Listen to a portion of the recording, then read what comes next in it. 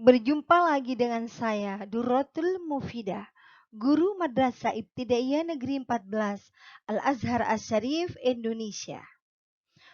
Pada pembelajaran Sejarah Kebudayaan Islam kelas 4.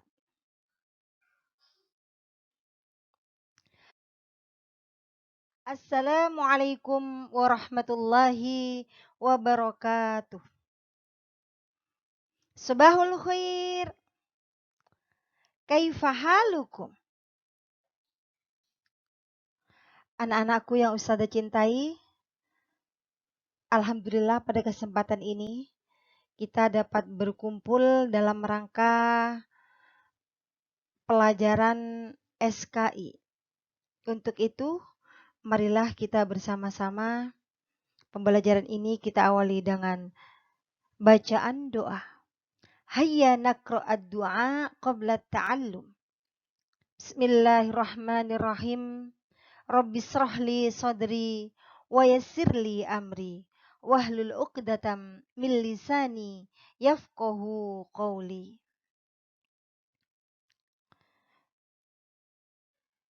Anak-anakku yang Ustazah cintai, semoga dengan bacaan doa tadi dapat membawa lancarnya pembelajaran pada pagi hari yang cerah ini. Tantangan dakwah Nabi Muhammad SAW dan para sahabatnya.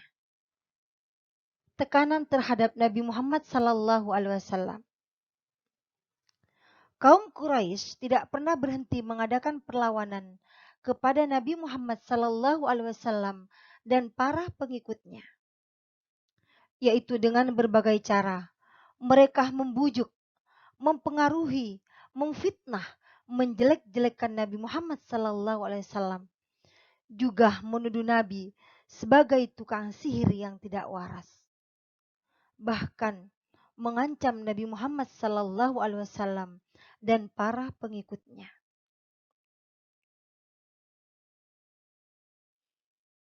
Tujuan mereka berbuat demikian adalah agar Nabi Muhammad SAW berhenti menyiarkan agama Islam. Tetapi Nabi Muhammad SAW tidak pernah menyurutkan dakwahnya. Sebaliknya, beliau bertambah giat dan yakin bahwa agama Islam akan tegak di muka bumi ini.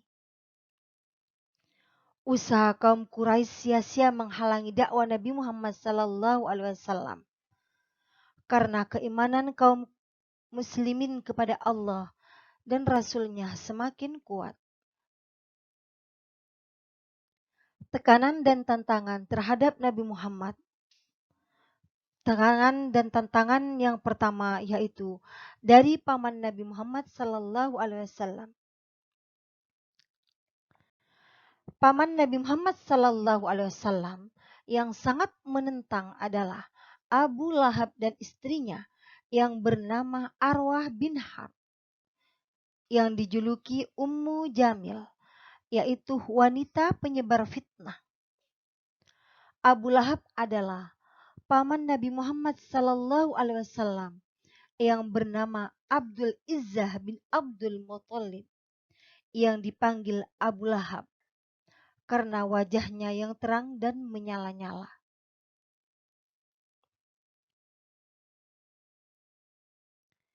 Kisah dakwah Nabi Muhammad SAW di Bukit Safa. Suatu ketika Nabi Muhammad SAW pergi ke Bukit Safa, yaitu dekat Ka'bah. Dari atas bukit beliau memanggil penduduk Mekah yang berada di sekitar Ka'bah. Setelah banyak yang berkumpul, lalu Nabi berkata, "Bagaimana menurut kalian jika aku kabarkan bahwa pasukan musuh berkuda kini berada di balik bukit ini dan bermaksud hendak menyerang kalian? Apakah kalian membenarkan aku?" Mereka menjawab, "Iya, saya percaya karena engkau adalah Al-Amin yang tidak pernah berdusta."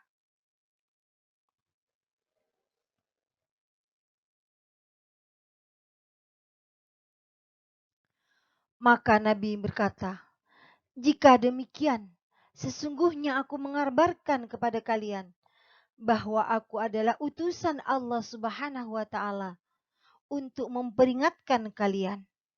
Sembahlah Allah yang Maha Esa, tiada Tuhan selain Allah. Maka jika kalian ingkar, akan mendapat azab dari Allah. Ajakan Nabi Muhammad mendapat tantangan keras dari para pemuka Quraisy, terutama dari pamannya yang bernama Abu Lahab. Dia memaki dan menyumpahi Nabi dengan perkataan, "Celakalah wahai Muhammad, untuk inikah kamu mengumpulkan kami?" Nabi Muhammad diam.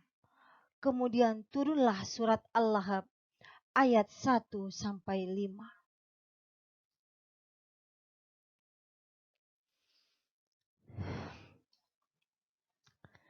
A'udzu billahi minasy syaithanir rajim. Bismillahirrahmanirrahim. Tabbat yada abi lahabin wa tab. Ma aghna anhu maluhu wa ma kasab. Sayasla naran dhata lahab. Wa imra'atuhu hammalatal hatab. Fi jidha hablum min masad. Shadaqallahul azim. Artinya, binasalah kedua tangan Abu Lahab dan benar-benar binasa dia. Tidaklah berguna baginya hartanya dan apa yang dia usahakan. Kelak dia akan masuk ke dalam api yang bergejolak, yaitu neraka. Dan begitu pula istrinya, pembawa kayu bakar, yaitu wanita penyebar fitnah. Di lehernya ada tali dari sabut yang dipintal.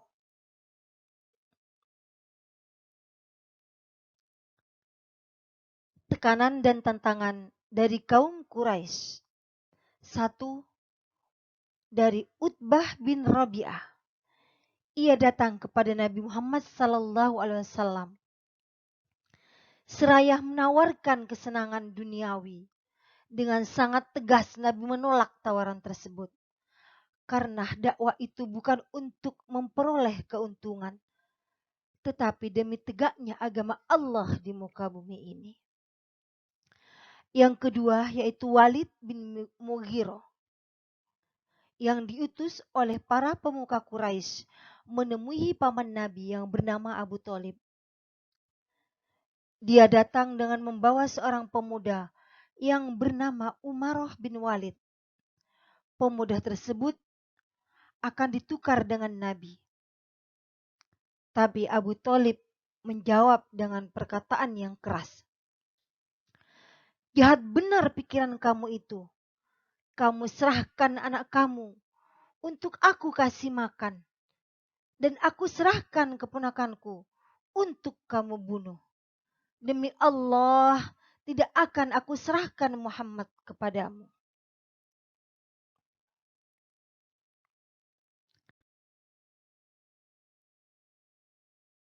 Yang ketiga, Utbah bin Mu'id. Ia tiba-tiba membawa kotoran untuk dilemparkan ke punggung Nabi Muhammad SAW yang sedang bersujud di samping Ka'bah. Beliau tidak angkat kepalanya hingga Fatimah datang membersihkannya. Yang keempat, Abu Lahab. Dia seorang pemuka Quraisy yang sangat giat mengadakan tekanan kepada Nabi. Bahkan ia sering membuang kotoran dan najis di halaman rumah Nabi.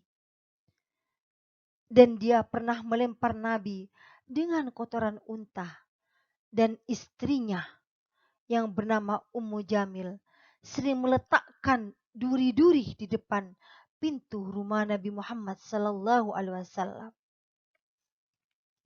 Yang kelima, Abu Jahal.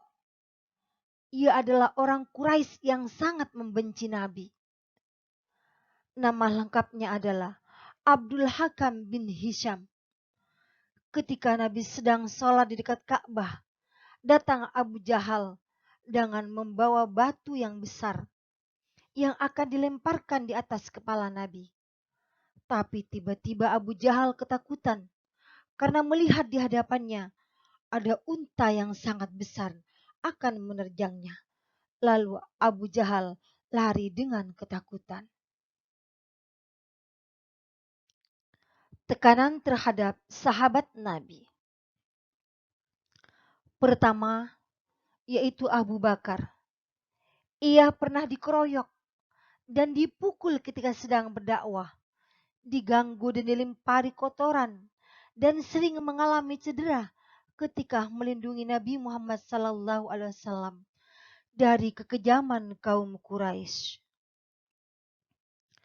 Yang kedua, yaitu Khadijah.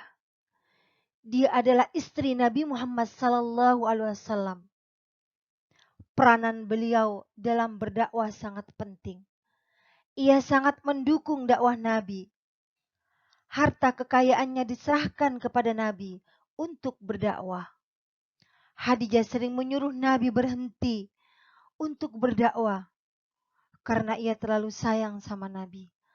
Tetapi beliau menolak dengan keras. Akibatnya kaum Quraisy tak henti-hentinya menghujat, mencaci, menghina dengan kata-kata kasar kepada Khadijah.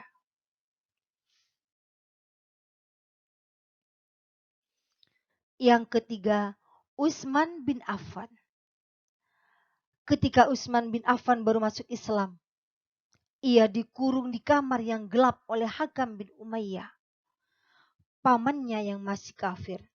Ia disiksa dan diancam akan dibunuh jika tidak meninggalkan Islam. Tetapi Utsman bin Affan imannya sangat kuat, sehingga setiap dipaksa keluar dari Islam, ia berkata, "Demi Allah, saya tidak akan meninggalkan agama Islam."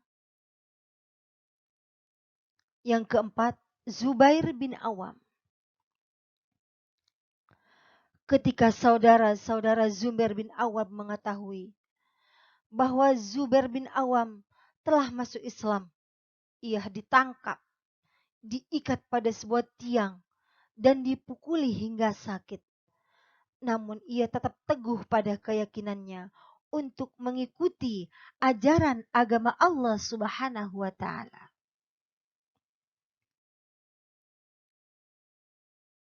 Selanjutnya, keluarga Yasir. Yasir bersama istrinya Sumayyah dan anaknya Ammar disiksa di luar batas perikemanusiaan oleh kaum Quraisy hingga tewas. Mereka diikat, dicambuk, dibakar, dan tidak diberi makan berhari-hari. Yasir meninggal waktu ia sedang disiksa, dan Sumayyah meninggal ditusuk lambungnya oleh Abu Jahal. Yang keenam, Bilal bin Rabah. Bilal bin Rabah adalah budak keluarga Umayyah bin Khalaf. Ia diikat dan diseret di jalanan hingga luar kota Mekah, di suatu tempat yang bernama Batoh. Bilal ditelentangkan di padang pasir yang panas. Kaki dan tangannya diikatkan pada patok kayu. Di atas dadanya diletakkan batu yang besar. Ia dicambuk dan dipaksa agar meninggalkan agama Islam. Namun ia tetap teguh imannya. Lebih baik mati daripada keluar dari agama Islam. Untungnya ada Abu Bakar yang lewat dan membebaskannya dengan cara membeli Bilal bin Rabah. Yang ketujuh, Abu Fukaihah. Dia adalah hamba sahaya pada kepada keluarga Safwan bin Umayyah. Secara diam-diam Fukaihah masuk Islam. Suatu ketika ia dipanggil majikannya dan ditanya tentang agama Islam. Ia mengaku terus terang bahwa ia telah masuk Islam. Akhirnya ia disiksa seperti Bilal bin Rabah. Yang 8, Khabbab bin Al-Arth. Ia adalah seorang pandai besi. Ia masuk Islam pada awal dakwah Nabi Muhammad SAW.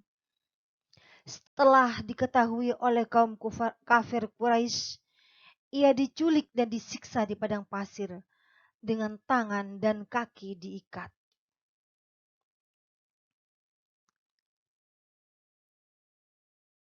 9, Labibah. Ia adalah seorang hamba sahaya wanita dari Bani Muammal bin Habib. Karena ia masuk Islam, ia disiksa oleh kaum Quraisy, termasuk Umar bin Khattab sebelum ia masuk Islam. Untunglah penderitaan itu diketahui oleh Abu Bakar. Akhirnya ia segera ditebus dan dimerdekakan oleh Abu Bakar. 10, Suhail bin Sinan. Ia adalah tawanan perang yang dijual sebagai budak kepada bangsawan Quraisy. Kemudian ia dimerdekakan oleh majikannya.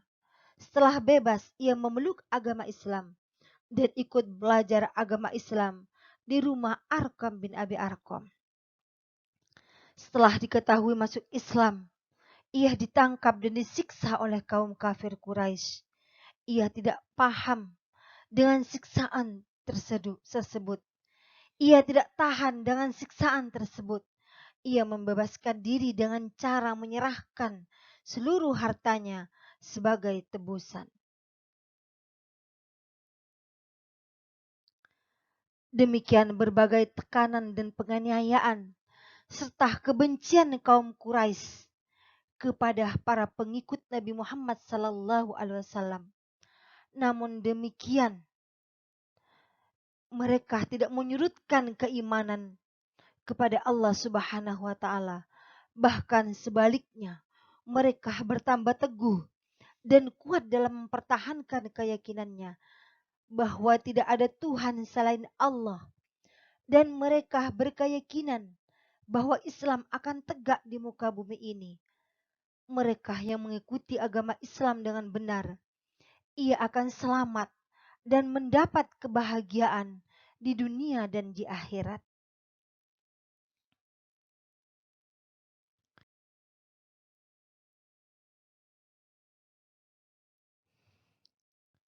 Pembaikotan Bani Hashim dan Bani Muthalib. Setelah kaum kafir Quraisy kehabisan cara untuk menghalangi dakwah Nabi Muhammad SAW, akhirnya mereka sepakat untuk membaikot keluarga Nabi, kaum muslimin, dan seluruh keluarga Bani Hashim dan Bani Muthalib, baik yang sudah masuk Islam maupun yang belum, dengan alasan karena mereka tidak mau menyerahkan Nabi Muhammad SAW.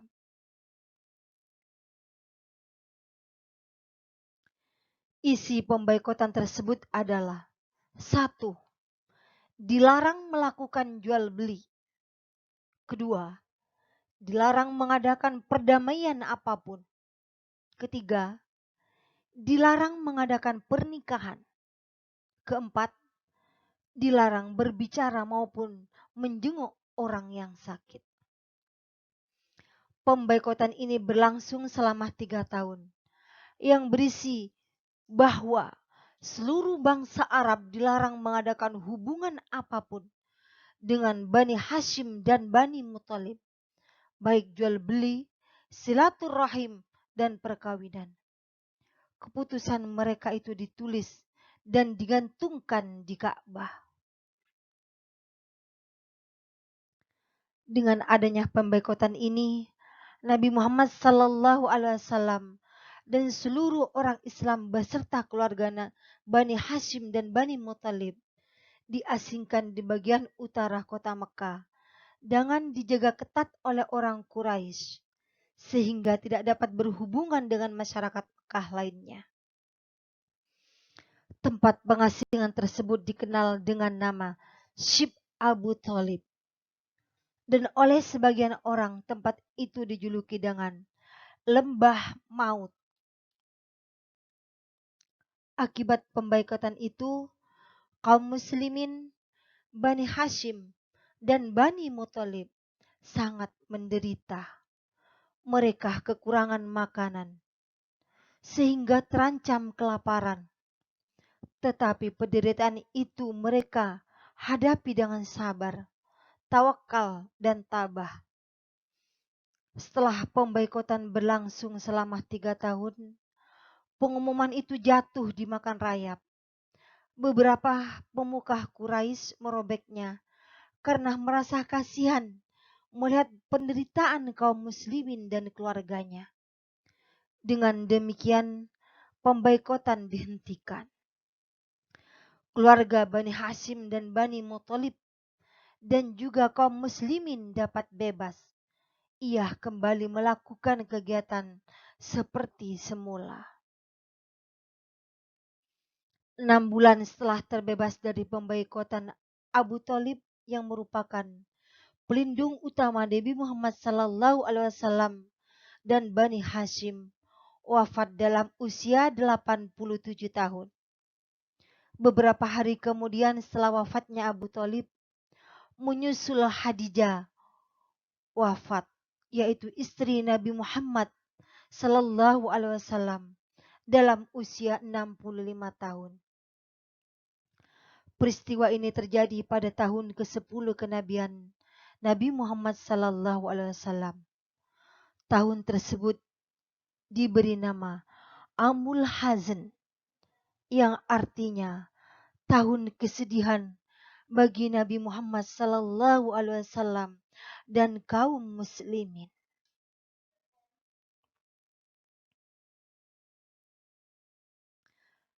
Ketabahan dan keteladanan Nabi Muhammad SAW dalam berdakwah. 1.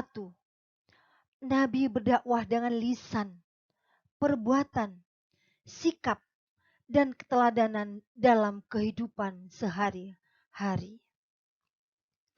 Yang kedua, Nabi berdakwah dengan keteladanan. Artinya, sebelum menyampaikan sesuatu, terlebih dahulu Nabi melaksanakannya. Yang ketiga, Nabi berdakwah dengan penuh kehati-hatian, yaitu sabar, menggunakan bahasa yang santun dan mudah dimengerti. Yang ketiga, Nabi menjadikan para pengikutnya sebagai sahabat.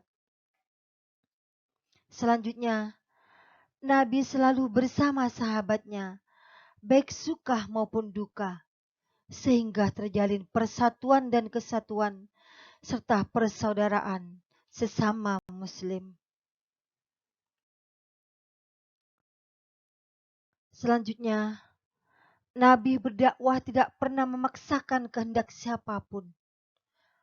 Beliau hanya menyampaikan ajaran dari Allah Subhanahu wa taala. Yang selanjutnya, Nabi berdakwah tidak pernah menggunakan kekerasan. Yang terakhir, cara meneladani perjuangan Nabi dalam berdakwah adalah dengan menunjukkan perilaku pejuang Islam, yaitu memiliki niat yang kuat, berakhlak yang mulia, tabah, dan rela berkorban, dan selalu menyampaikan kebenaran dari Allah Subhanahu wa taala. Demikian pembelajaran hari ini yang dapat Ustazah sampaikan. Marilah pembelajaran ini kita akhiri dengan bacaan hamdalah. Alhamdulillahirabbil alamin. Dari Ustazah cukup sekian. Kurang lebihnya mohon maaf yang sebesar-besarnya.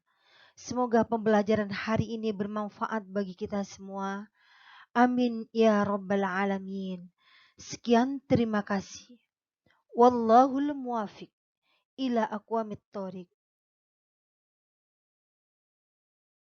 Wassalamualaikum warahmatullahi wabarakatuh.